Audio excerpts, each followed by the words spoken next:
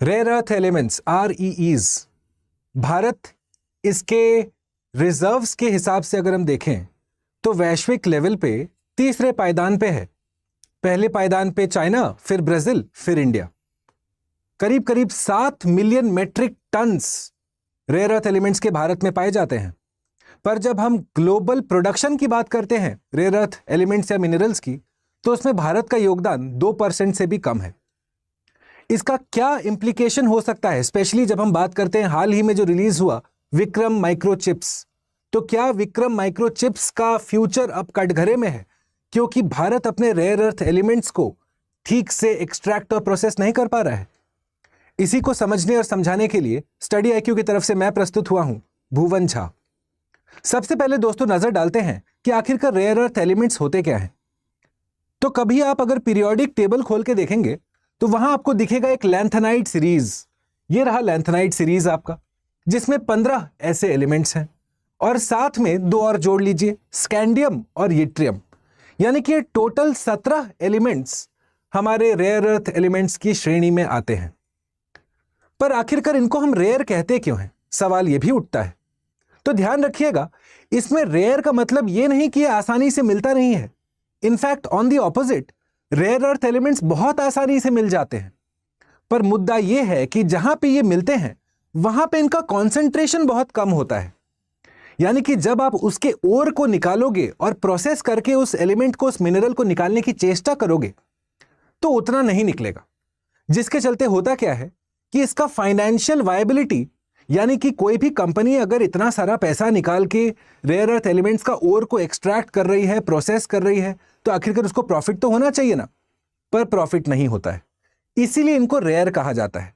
Simple शब्दों में अगर समझाऊं तो rare earth elements are called rare not because their distribution is rare, but because the concentration in which they are found at individual places is rare. पर सवाल उठता है कि आखिरकार हम रेयर अर्थ एलिमेंट्स के बारे में पढ़ क्यों रहे हैं, क्यों समझने की कोशिश कर रहे हैं, क्या है इनका इंपॉर्टेंस। तो देखिए, इनको क्या कहा जाता है, rare earth elements are called as the vitamins of modern industry. यानी कि इनका प्रयोग, इनका उपयोग बहुत सारे फील्ड्स में होता है। फॉर एग्जाम्पल मैग्नेट के फील्ड्स में, एलॉयज के फील्ड में, ग्लास और सिरामिक इंडस्ट्री में। अरे वो छोड़िए, आपने तो सुना होगा कि Bharat target net zero achieve करने की कोशिश कर रहा है बाय द ईयर 2070। इसका अर्थ क्या हुआ दोस्तों, कि आज आपका जो पेट्रोल या डीजल गाड़ी है, उसका जो इंजन है, मुझे आप बताइए, क्या उसका इंजन एक इलेक्ट्रिक व्हीकल के बैटरी सिस्टम जैसा सेम है? नहीं। तो जब आपका गाड़ी का इंजन चेंज हो रहा है, उसके अंदर जो सिस्टम है वो चेंज हो रहा है, तो अपने फैक्ट्रीज का सोचिए, जो आज तक कोयला तेल के ऊपर निर्भर थे, अब उनसे भी अपेक्षित है कि आप भी ग्रीन एनर्जी को अडॉप्ट करेंगे। तो उनके लिए जो नए सिस्टम्स हैं उसमें रेयर अर्थ एलिमेंट्स चाहिए। और इसीलिए आप देखते हैं कि रेयर अर्थ एलिमेंट्स काफी क्रिटिकल माने जाते हैं, क्योंकि हमारे क्लाइमेट टारगेट्स, हमारे क्लाइमेट एम्बिशन को फुलफिल करने के लिए ये एक मैंडेटरी प्रीरिक्विजिट है। सिमिलरली आप देखेंगे दोस्तों कि रेयर अर्थ एलिमेंट्स का प्रयोग हमारे डिफेंस इंडस्ट्री में, कभी अगर लेजर वाले गन देखे होंगे, उसमें रेयर अर्थ एलिमेंट्स चाहिए आपको। एरोस्पेस इंडस्ट्री में रेयर अर्थ एलिमेंट्स चाहिए आपको। हेल्थ इंडस्ट्री में रेयर अर्थ एलिमेंट्स चाहिए आपको। तो ऐसा सोचिए कि आने वाले 50-60 साल भारतवर्ष के, उसमें अगर कोई एलिमेंट्स का सबसे ज्यादा योगदान होगा तो वो होगा रेयर अर्थ एलिमेंट का। पर यहां पे थोड़ा सा असमंजस है दोस्तों, क्योंकि जैसा मैंने आपको शुरुआत में बताया, भले ही भारत तीसरे पायदान पे है आफ्टर चाइना एंड ब्राजील, जब हम बात करते हैं हमारे पास अवेलेबिलिटी की। जैसा मैंने कहा, भारत के पास 7 मिलियन मेट्रिक टन्स का अवेलेबिलिटी है रेयर अर्थ एलिमेंट का, चाइना का 44 मिलियन मेट्रिक टन्स है। पर क्योंकि हमारे पास एक्सट्रैक्शन और प्रोसेसिंग कैपेबिलिटीज चाइना जैसे वेल डेवलप्ड नहीं है, इसीलिए हम लोग थोड़े से पीछे चल रहे हैं। आगे बढ़ते हैं और देखते हैं कि कहां पे है भारत में इसका डिस्ट्रीब्यूशन। टॉप 3 स्टेट्स जहां पे रेयर अर्थ एलिमेंट्स मिलते हैं। सबसे पहला, फर्स्ट इज आंध्र प्रदेश, जहां पे हमको कार्बोनेटाइट्स और बीच सैंड प्लेसर डिपॉजिट्स मिलते हैं। फर्स्ट आंध्र प्रदेश। फिर आता है दूसरे पायदान पे ओडिशा, और तीसरे पे आता है तमिलनाडु। वैसे मैं आपको बता दूं कि मोनाजाइट सैंड्स, आपने नाम सुना होगा, मोनाजाइट सैंड जो हमारे कोस्टल एरिया में मिलते हैं, specifically in Kerala and Tamil Nadu and Odisha, यहां पे इसको आप प्रोसेस करके थोरियम निकाल सकते हैं। उसको भी कहा जाता है कि it is also a part of rare earth elements. ये हमारे फ्यूचर के लिए काफी क्रिटिकल होगा।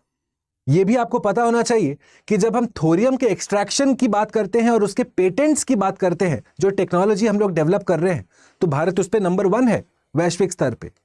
पर ओवरऑल ये 17 रेयर अर्थ एलिमेंट्स का एक्सट्रैक्शन, उसका प्रोसेसिंग, उसके यूज में हम लोग थोड़े पीछे चल रहे हैं। तो देखा जाए रेयर अर्थ एलिमेंट्स का मुद्दा क्या है। जैसा मैंने बताया कि आप अगर 1000 kg ओर लेंगे, उसको प्रोसेस करेंगे, तो मिलेगा आपको 1 kg का यूजेबल मटेरियल। तो इसी को ज्योग्राफी के पर्सपेक्टिव से अगर हम लोग एक थ्योरी पढ़ते हैं, वेबर्स इंडस्ट्रियल थ्योरी, तो आप देख रहे हैं 1000 kg का जो रॉ मटेरियल है उससे निकल रहा है 1 kg का फिनिश्ड प्रोडक्ट। तो इसको कहा जाता है वेट लूजिंग प्रोडक्ट। अब कोई चीज जिसका वेट लूज हो रहा है, उसमें क्या मुद्दा होता है कि हम अपना जो फैक्ट्री है वो रॉ मटेरियल के पास में बैठाएं, क्योंकि अगर आप मार्केट के पास में बैठाओगे तो ट्रांसपोर्टेशन में खर्चा होगा, आप 1000 kg ऐसे ही फालतू में लेके जा रहे हो। तो इसीलिए इसको कहा जाता है वेट लूजिंग प्रोडक्ट, यानी कि आपका जो फैक्ट्री होगा जहां पे आप प्रोसेसिंग करेंगे वो रॉ मटेरियल के पास में होना चाहिए। पर आप देखते हैं कि हमारे फॉर एग्जांपल अगर आप थोरियम को ही एक्सट्रैक्ट करने की कोशिश कर रहे हो तो आपको कोस्ट के पास में बैठाना पड़ेगा आपका फैक्ट्री। पर यहां पे एक मुद्दा खड़ा हो जाता है कि भाई कोस्टल इकोसिस्टम तो बहुत सेंसिटिव होता है। भारत सरकार का एक रूल रेगुलेशन भी है, कोस्टल रेगुलेशन जोन्स, जहां पे हम देखते हैं कि कोस्ट के पास में एक certain area no development zone के नाम से जाना जाता है, वहां पे आप फैक्ट्री वगैरह नहीं बैठा सकते। तो ये एक चैलेंज उभरता है कि क्योंकि ये एक वेट लूजिंग प्रोडक्ट है, यानी कि इसको रॉ मटेरियल के पास में ही इसका फैक्ट्री बैठना चाहिए, तो हर जगह शायद ये पॉसिबल ना हो बिकॉज ऑफ एनवायरमेंटल कंसर्न्स या सोशल कंसर्न्स। जब हमने ये समझ लिया, अब समझते हैं क्योंकि भारत के पास इसके एक्सट्रैक्शन और प्रोसेसिंग की कैपेबिलिटीज नहीं है, तो हम लोग कहां से इंपोर्ट करते हैं। आप देखेंगे कि रेयर अर्थ एलिमेंट्स में वर्चस्व है, मोनोपोली है चाइना का। अब ऐसा सोचिए कि आज हम लोग आत्मनिर्भरता की बात कर रहे हैं, चाहे हमारे क्लाइमेट के टारगेट्स हों, चाहे हमारा डिफेंस इंडस्ट्री हो, एरोस्पेस इंडस्ट्री हो, हेल्थ इंडस्ट्री हो। क्या चाइना चाहेगा कि अपने उसके मटेरियल से भारत आत्मनिर्भर बने? नहीं। इसीलिए हम देखते हैं कि even though China is the major exporter of rare earth elements to India, पर फिर भी ये कतई साउंड एडवाइस नहीं है, साउंड डिसीजन नहीं है कि आप चाइना के ऊपर निर्भर हो for what is undeniably the most important mineral of this entire century. जब हम बात करते हैं आजादी के अमृत महोत्सव की, आजादी के अमृत काल की, अगले 25-30 सालों की, तो जब हम आत्मनिर्भरता की बात करते हैं, आत्मनिर्भरता मतलब आपके अपनी एबिलिटी होनी चाहिए, एंड टू एंड एबिलिटी होनी चाहिए। एक्सट्रैक्शन की एबिलिटी आपका इंडिजिनस टेक्नोलॉजी पे हो, प्रोसेसिंग का एबिलिटी आपके इंडिजिनस टेक्नोलॉजी पे हो, और उसके बाद उसका फिनिश्ड प्रोडक्ट जो चिप्स आप बनाते हैं, जो सेमीकंडक्टर्स आप डिजाइन करते हैं, वो भी आप अपने इंडिजिनस टेक्नोलॉजी पे डेवलप करें। और ये बात ध्यान रखने वाली है दोस्तों। इसीलिए आप देखेंगे कि इंडिया का चैलेंज क्या है। 2 चैलेंजेस हैं।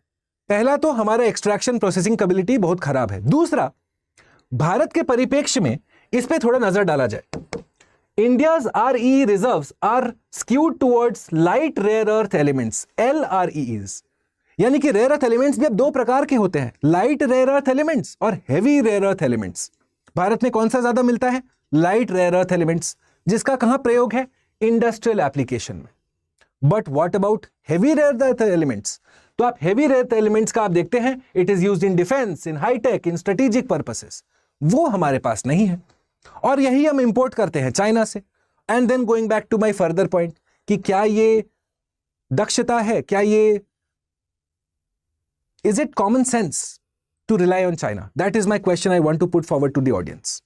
Similarly, आप देखिएगा, despite the size of the reserve, India contributes only 0.7% to the world's mine production. क्योंकि हमारे जियोलॉजिक चैलेंजेस हैं, रेगुलेटरी चैलेंजेस हैं, टेक्नोलॉजिकल चैलेंजेस हैं। जब हमने ये सोच लिया तो अब आपको समझने की आवश्यकता है कि भारत इस दिशा में कुछ कर भी रहा है क्या? जी हां, हाल ही में भारत ने national critical minerals mission launch किया, जिसके अंदर आप देखते हैं कि ये 30 क्रिटिकल मिनरल्स आइडेंटिफाई किए गए, जिसमें रेयर अर्थ एलिमेंट्स भी हैं। क्रिटिकल मिनरल्स का मतलब क्या हुआ? ऐसा समझिए, क्रिटिकलिटी तो एक टाइम स्पेसिफिक कॉन्सेप्ट होती है दोस्तों। फॉर एग्जाम्पल मैं कहूं मेरा पेशेंट क्रिटिकल है, मतलब वो अभी उसके हालात नाजुक है, पर शायद कल ना हो, कल ना था। तो criticality is a time specific concept. कोई जरूरी नहीं है कि आज जो एलिमेंट हमारे लिए क्रिटिकल है वो 10 साल पहले रहा होगा।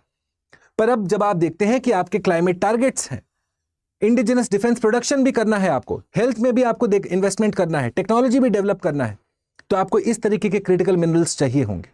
उसके लिए भारत सरकार ने काफी स्टेप्स भी लिए हैं। फॉर एग्जाम्पल, हाल ही में भारत सरकार ने एक संस्थान का गठन किया जिसका नाम है काबिल, खनिज विदेश इंडिया लिमिटेड। जानते हैं उसका मुद्दा क्या है? कि वो उन जगहों पे जाएगा, फॉरेन कंट्रीज में, जहां पे इस तरीके के क्रिटिकल मिनरल्स या रेयर अर्थ एलिमेंट्स मिलते हैं, उसके लिए ऑक्शन और बिडिंग प्रोसेस में ये हिस्सा लेंगे। जैसे कि आपको पता होगा कि साउथ अमेरिका में एक लिथियम ट्रायंगल है, अर्जेंटीना, बोलिविया और चिली का एक एरिया है। वहां पे ये तीनों कंट्रीज अपने अपने कुछ एरिया को ऑक्शन कर रहे हैं कि हाँ भाई, बाहर का कंट्री का कंपनी आए, यहां से एक्सट्रैक्ट प्रोसेस करे और लेके चला जाए। बदले में वो कंट्री अर्जेंटीना, बोलिविया, चिली को कुछ रॉयल्टी देगा। तब सवाल उठता है कि चाइना ने अपना कंपनी बैठा दिया था, यूनाइटेड स्टेट्स ने अपना कंपनी भेज दिया, भारत का कंपनी कहां है? तो इसीलिए भारत ने बनाया काबिल, खनिज विदेश इंडिया लिमिटेड। साथ ही आप देखते हैं कि भारत ने ज्वाइन किया mineral security partnership, MSP, United States की लीडरशिप में। This was an alternative to relying on China. जानते हैं MSP का गोल क्या है? To have reliable supply chains. अभी रिलायबल सप्लाई चेन क्या है? कि चाइना को छोड़ के बाकी सारे कंट्रीज से हम लोग अपना रेयर अर्थ एलिमेंट्स का आदान प्रदान करें। ऐसा क्यों? चाइना की तरफ क्यों इस तरीके का भाव है कंट्रीज का? आपको पता है, रिसेंटली ऑस्ट्रेलिया ने चाइना के वन चाइना पॉलिसी को नकार दिया। चाइना का रिस्पॉन्स क्या था? अगले दिन ही क्रिटिकल मिनरल्स का सप्लाई रोक दिया, जिसके चलते ऑस्ट्रेलिया की इकोनॉमी पे नेगेटिव इंपैक्ट पड़ा। तो जब चाइना ने एक तरीके से प्रेसिडेंट सेट कर दिया, उसने अपने मिनरल डिपॉजिट्स को वेपनाइज कर दिया, तो क्या ये वंस अगेन साउंड होगा? Will it be a good advice कि हम किसी को कहें कि आप चाइना के ऊपर निर्भर रहिए? Absolutely not. तो आत्मनिर्भरता का मतलब है end to end supply chain का, प्रोडक्शन से लेके एप्लीकेशन तक आपका अपना इंडिजिनस सिस्टम हो, इंडिजिनस टेक्नोलॉजी हो, रिसर्च एंड डेवलपमेंट हो। तो आखिरकार हमारे विक्रम चिप्स के ऊपर क्या रिस्पॉन्सिबिलिटी या क्या इंपैक्ट पड़ेगा इसका? हाल ही में आपने देखा कि प्रधानमंत्री मोदी और साथ में अश्विनी वैष्णव जो मिनिस्ट्री ऑफ IT हैं, इन दोनों ने मिलके विक्रम चिप्स का उद्घाटन किया, विमोचन किया। अब क्या ये आने वाले दिनों में, क्योंकि हमारे पास रेयर अर्थ एलिमेंट्स का एक्सट्रैक्शन का प्रोसेसिंग कैपेबिलिटीज नहीं है, क्या ये इंपैक्ट करेगा? जी हां, इन अ लिमिटेड सेंस। थोड़ा नजर डाला जाए, rare earth elements are not the core raw material for the chips transistor layer, but they play a crucial role in supporting technologies. यानी कि आप जो भी चिप डेवलपमेंट करते हो, उसके बाद जो उसका एप्लीकेशन है, चाहे वो एलॉयज में हो गया, ग्लास या सिरेमिक में हो गया, या फिर मैग्नेट्स में हो गया, उन सब में रेयर अर्थ एलिमेंट्स तो चाहिए आपको। तो अगर आज भारत एम कर रहा है कि हम 180 नैनोमीटर से घटा के 3 नैनोमीटर तक अपना चिप डिजाइन करें, क्योंकि that is more efficient, it is much more better for the purpose of technological development, तो भारत को रेयर अर्थ एलिमेंट्स का सप्लाई इंश्योर करना ही पड़ेगा, और वो भी एक रिलायबल सप्लाई चेन के रास्ते। इसका अर्थ क्या हुआ? चाइना के ऊपर डिपेंडेंट नको। सेकंड, आप देखिए, without secure RE India risks dependence on imports. Imports के ऊपर डिपेंडेंट होना शायद दक्षता नहीं, it is not the right approach. Third, lack of RE hinders India's ability to create a self-reliant, resilient semiconductor ecosystem. और इसीलिए, once again to summarize, जब हम विक्रम चिप्स के साथ इसको जोड़ते हैं, भारत के नेशनल सिक्योरिटी के साथ इसको जोड़ते हैं, भारत के आजादी के अमृत काल के साथ इसको जोड़ते हैं, भारत को क्या आवश्यकता है? जल्दी से जल्दी indigenous research and development, innovation लाए, जहां तक बात होती है एक्सट्रैक्शन और processing abilities of rare earth elements.